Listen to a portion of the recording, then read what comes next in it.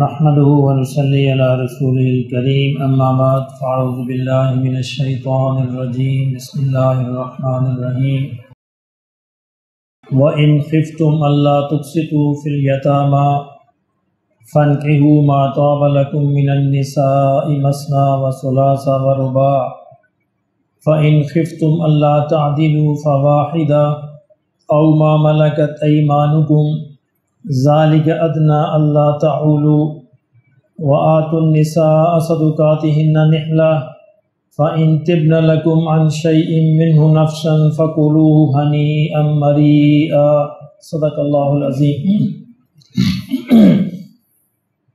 یتیموں کے حوالے سے بات ہو رہی تھی کہ یتیموں کی حفاظت، یتیموں کی نگہبانی اور ان کی دیکھ بھال جو ہے یہ اسلامی معاشرے کے ذمے ہے۔ اسی پس منظر میں فرمایا کہ وَإِنْ خِفْتُمْ، اگر تمہیں اس بات کا ڈر ہو، اس بات کا خوف ہو، اللہ تقسطوا فی الیتامیٰ، کہ تم یتیموں کی دیکھ بھال کے بارے میں انصاف نہ کر سکو گے، کوئی اعتدال سے پیش نہ آ سکو گے، فَانْکِحُوا مَا طَابَ لَكُمْ، تو تم نکاح کر لو، فَانْکِحُوا مَا طَابَ لَكُم مِّنَ النِّسَاء، ان عورتوں سے نکاح کر لو جو تمہارے نزدیک موزوں ہیں،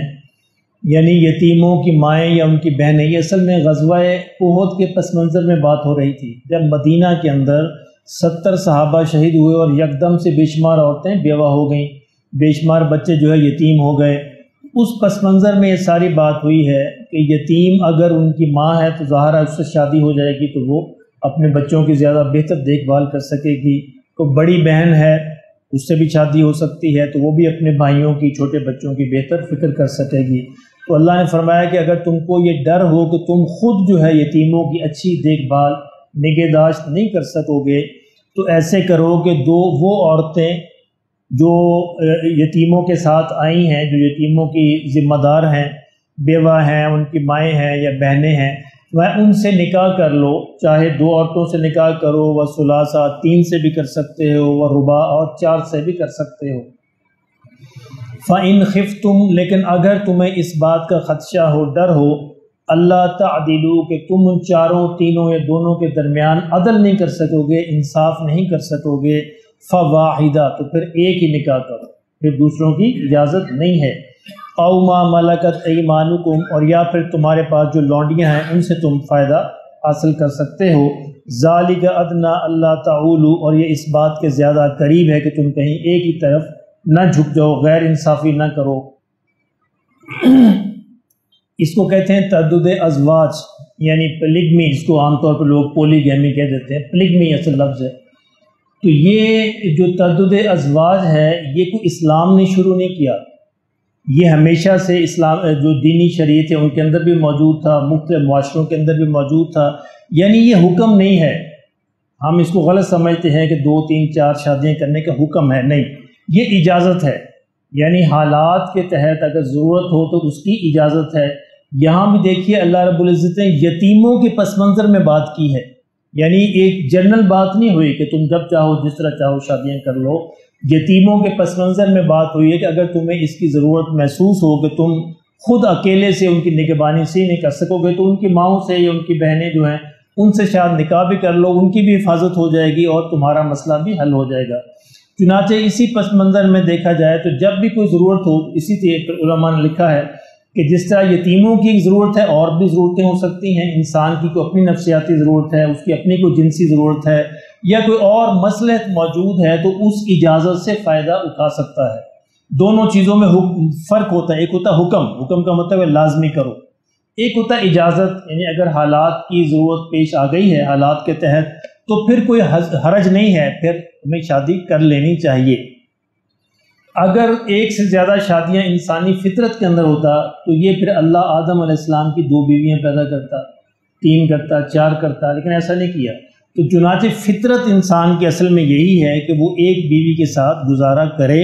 لیکن اگر کبھی ضرورت پیش آ جائے، کوئی مصلحت ہو، کوئی بھی مصلحت ہو سکتی ہے، کوئی معاشرتی، کوئی اپنی جسمانی کوئی بھی مصلحت، تو اس کے تحت 2 3 یا 4 سے شادی کی جا سکتی ہے، یعنی ایک ہی وقت میں 4 سے زیادہ عورتیں رکھنا حرام ہے، وہ ناجائز ہے، وہ ممکن نہیں ہے۔ اور اگر اس طرح ہو تو بہرحال ایک صحابی آئے حضور صلی اللہ علیہ وسلم کے پاس کہ میری 9 بیویاں ہیں، ان کا 10 بیویاں ہیں، تو آپ نے کہا کہ وہ سب کو طلاق دے دو اور 4 جو ہے تم ان میں سے اختیار کر سکتے ہو اور باقی سب کو طلاق دینی پڑے گی۔ یعنی نبی صلی اللہ علیہ وسلم کے عمل سے بھی اس بات کی شہادت ملتی ہے کہ 4 سے زیادہ عورتیں کسی مسلمان کے لیے ایک ہی وقت میں وہ جائز نہیں ہیں۔ تو اسی پس منظر میں یہاں پہ لونڈیوں کی بات بھی ہو رہی ہے، تو لونڈیاں بھی ایک خاص معاشرت کی پیداوار ہے۔ لونڈیاں آج کل کے زمانے میں نہیں ہیں، آج کل کی خادمائیں جو نوکر گھروں میں، یہ لونڈی نہیں ہے، ان میں اندر زمین آسمان کا فرق ہے۔ اس معاشرت کی مجبوری تھی کہ اس معاشرے میں ہر گھر کے اندر سینکڑوں کے حساب سے پورے معاشرے کے اندر موجود تھی۔ اس کی مثال سمجھیے کہ جس طرح آج سود ہے، سود ہماری رگوں کے اندر پہنچا ہوا ہے، آج ہم ایک حکم سے سود کو ختم نہیں کر سکتے۔ پچھلے 70 سال سے 75 سال سے اس ملک میں کوششیں ہو رہی ہیں اور کبھی 1% بھی ختم نہیں ہو سکا۔ اس کے لیے بڑی ایک انٹرنیشنل پلاننگ کی ضرورت ہے۔ یہی صورتحال اس وقت غلاموں اور لونڈیوں کی تھی۔ ہر گھر کے، ہر معاشرے میں، ہر گلی میں، صرف عرب کے اندر نہیں، باقی معاشروں کے اندر بھی اسی طرح موجود تھے۔ اگر اسلام ایک حکم کے تحت یہ حکم دیتا کہ آج سے غلامی ختم، تو ہزاروں مرد، ہزاروں عورتیں سڑکوں پہ آ جاتے، عورتیں جو ہے اپنی عزتیں بیچنے پہ مجبور ہو جاتی اور مرد جو ہے بیچارے بھیک مانگتے، کیونکہ ان کے تو روزگار کا ذریعہ تھا یہ غلامی لونڈی۔ اس لیے اسلام نے بتدریج اس کو ختم کیا۔ آپ دیکھیے سورہ جو ہے مائدہ، جو اس میں آخری آیتیں آتی ہیں کہ الیوم اکملت لکم دینکم، آج ہم نے تمہارے لیے تمہارا دین مکمل کر دیا، اسی سورہ کی انہی آیتوں کے نزدیک نکاح کی آیتیں آئی ہیں، جس میں اللہ نے کہا کہ تم جو ہے مشرک عورتوں سے نکاح نہ کرو، مشرک جو حکم دیا، اور اس میں ساتھ یہ حکم دیا کہ تم اہل کتاب سے نکاح کر سکتے ہو۔ یہ پورا آخری جو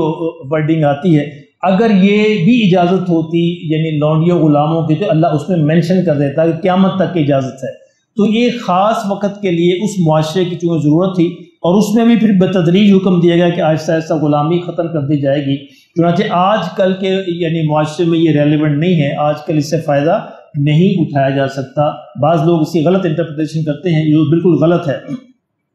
تو اس میں دوسری جو کڑی شرط لگائی گئی ہے وہ عدل کی شرط ہے، انصاف کی شرط ہے۔ یعنی اگر کوئی انسان یہ چاہے، مردوں کو بڑا شوق ہوتا ہے، سب سے زیادہ دلچسپی کی ان کی بات یہ ہوتی ہے کہ ہر وقت بیچارے اسی کے گرد گھومتے رہتے ہیں، حالانکہ اتنی ہمت نہیں ہوتی، لیکن گھومتے بیچارے اسی گرد رہتے ہیں، تو ان کے لیے بڑی کڑی شرط ہے۔ وہ کڑی شرط کیا ہے؟ عدل کی شرط، انصاف کی شرط۔ اور انصاف جو ہے آقا دو عالم صلی اللہ علیہ وسلم نے بھی خود کہا کہ یہ بڑی کڑی شرط ہے، یعنی حضور سے بڑھ کر کوئی انصاف کرنے والا نہیں تھا، لیکن پھر بھی حضور صلی اللہ علیہ وسلم اللہ سے دعا مانگا کرتے تھے کہ یا اللہ میرا دل اگر کسی طرح مائل ہے اس میں مجھے معاف کر دینا۔ کہ ویسے میں ظاہری حالات کے اندر تو سب کے ساتھ انصاف کرتا ہوں، برابری کرتا ہوں، لیکن دل کا ایک رجحان ہوتا ہے نا، کہ دل کسی ایک بیوی کی طرف اگر مائل ہے تو یا اللہ اس پہ مجھے معاف فرما دینا۔ تو اس میں اللہ نے واضح طور پہ فرما دیا اگر تم انصاف نہیں کر سکو پھر آخرت میں پکڑ ہوگی، تو پھر بہتر ہے تم ایک ہی عورت، ایک ہی بیوی کے ساتھ جو اپنی زندگی گزارو۔ اب فرمایا کہ وَآتُوا النِّسَاءَ صَدُقَاتِهِنَّ نِحْلَةً، فرمایا عورتوں کے جو مہر جو ہیں وہ بھی ان کو خوشی کے ساتھ ادا کر دو۔ یہ بھی ایک معاشرے کا بڑا مسئلہ ہے، ہمارے معاشرے کا مسئلہ بھی ہے کہ ہم مہر تو طے کرتے ہیں لیکن پھر ہیلے بہانے سے اس کو دبائے رکھتے ہیں، اور یا کہتے ہیں ہم نے معاف کروا لیا۔ کیا ہوتا ہے؟ عورت نے معاف کرنا ہے، کروانا نہیں ہے آپ نے، ان دونوں میں زمین آسمان کا فرق ہے۔ اگر آپ کہیں مجھے معاف کر دے بیچاری شرم و شرمی میں، مروت میں، حیا میں، کیا کہے گی؟ ظاہر سے کرنا ہی۔ اس کا طریقہ یہ ہوتا ہے کہ اس کا مہر اس کو ادا کیا جائے، اور کرنے کے بعد پھر بس بھول جائے، اور اس کے بعد پھر کسی وقت وہ اس کو واپس لوٹانا چاہے خوشی سے تو پھر ٹھیک ہے، اللہ نے اس کی اجازت دی ہے، لیکن معاف کروایا نہیں جاتا، معاف کیا جاتا ہے۔ یہ مہر ضروری ہے، اس کے بغیر نکاح جو ہے وہ جائز نہیں ہے۔ اچھا، مہر کیوں ادا کیا جاتا ہے؟ مہر یہ بھی ہمارے یہاں غلط فہمی ہے، بعض تفاسیر کے اندر حتیٰ کہ لکھا ہوا ہے جو انتہائی حماقت انگیز بات ہے کہ مہر جو عورت کے جسم کا وہ کیا کہتے قیمت ہے، یہ بالکل غلط ہے، اس کی کوئی حیثیت نہیں ہے۔ مہر اصل میں ٹوکن منی ہوتا ہے، جسے ہم ٹوکن دیتے ہیں نا مکان خریدنے کے لیے، یہ ٹوکن ہوتا ہے اس بات کی علامت ہوتی ہے، عورت سے یہ کہا جاتا ہے کہ میں تمہاری مالی ذمہ داری قبول کرتا ہوں، یعنی ساری عمر میں تمہاری کفالت کروں گا۔ اس کے ٹوکن یہ ہے کہ میں ٹوکن کے طور پر تمہیں یہ رقم دے رہا ہوں، یہ اس بات کی علامت ہے کہ اب تم میری ذمہ داری ہو، کفالت میں کروں گا، کمانا میری ذمہ داری ہے، مالی میری ذمہ داری ہے۔ اور اس کے اندر بھی مہر جو ہے کوئی مہر شریعت نے مقرر نہیں کیا، یہ بھی غلط فہمی ہے۔ مہر جو ہے مرد کی جو معاشی حالت ہے اس کے مطابق ہوتا ہے، یعنی مرد کے جو معاشی حالات ہیں اس کے مطابق ہوتا ہے، یا عورت جو ہے اس کو کہتے ہیں مہر مثل، یعنی عورت کے خاندان میں جس طرح کا مہر مقرر کیا جاتا ہے عام طور اس کی بہنوں کا، باقی تو عام طور پر اس کے مطابق کرنا چاہیے، اس سے زیادہ بھی کم نہیں کرنا چاہیے، زیادہ بھی نہیں بڑھانا چاہیے۔ اور مہر کے اندر صرف رقم لازمی نہیں ہے، کوئی چیز بھی ہو سکتی ہے، کوئی اور گفٹ بھی ہو سکتا ہے، کوئی سامان بھی ہو سکتا ہے، کچھ بھی ہو سکتا ہے جو دونوں پارٹیوں کے اندر آپس میں اتفاق ہو جائے۔ جس طرح ایک صحابیہ نے کہا اب ایک صحابی سے، اگر تمہیں مجھے قرآن کی 10 صورتیں سکھا دو تو وہی میرا مہر ہے، یہ بھی مہر ہے۔ اگر تمہیں قرآن کی چند صورتیں سکھا دو تو وہی میرا مہر ہے۔ اور اس کے بالمقابل دیکھیں موسیٰ علیہ السلام کا مہر کیا ہے کہ 10 سال بکریاں چراؤ، 10 سال جو ہیں بکریاں چرائی ہیں، ان کی شادی ہوئی ہے۔ تو دونوں پارٹیوں میں اور مرد کے حالات کے مطابق جو بھی مہر مقرر ہو جائے اس کا ادا کرنا عورت کو ضروری ہے،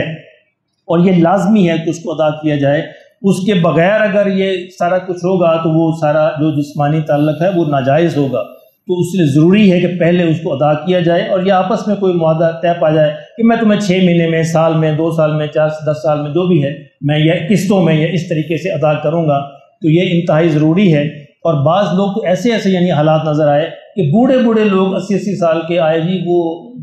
مہر کا کیا مسئلہ ہے، یہ ساری عمر گزر گئی ہے اور موت کے وقت پوچھ نہیں مہر کا کیا مسئلہ ہے۔ تو اب جب تم نے ساری عمر یہ کام کر لی ہے، بچے بھی 15-20 ہو گئے ہیں، تو اب مہر کا پوچھ رہے ہیں کیا آئے ہو، تو یہ فوراً شادی کے بعد فوراً یہ واجب ہوتا ہے، فوراً ادا کرنا ضروری ہے۔ تو اللہ نے فرمایا کہ وَآتُوا النِّسَاءَ، عورتوں کو دے دو، صدقاتہن نحلہ، ان کے مہر خوشی کے ساتھ، فَإِن طِبْنَ لَكُمْ عَنْ شَيْءٍ مِّنْهُ نَفْسًا، پھر وہ اگر اپنی خوشی کے ساتھ تمہیں کچھ واپس کر دیں، معاف کر دیں، چھوڑ دیں، فَكُلُوهُ هَنِيئًا مَرِيئًا، تو پھر تم اس کو خوشی کے ساتھ کھا سکتے ہو، پھر کوئی حرج نہیں ہے، لیکن ان کی خوشی کے ساتھ مشروط ہے۔ اور جب انسان کہتا ہے تو پھر وہ مروت میں معاف کر رہی ہوتی ہے، خوشی اسی وقت ہے جب ان کو ادا کر دیا جائے، پھر وہ کسی وقت بعد میں اگر آپ کو واپس کرنا چاہیں تو واپس کر لیں۔ اللہ ہمیں اس کی سمجھ نصیب فرمائے۔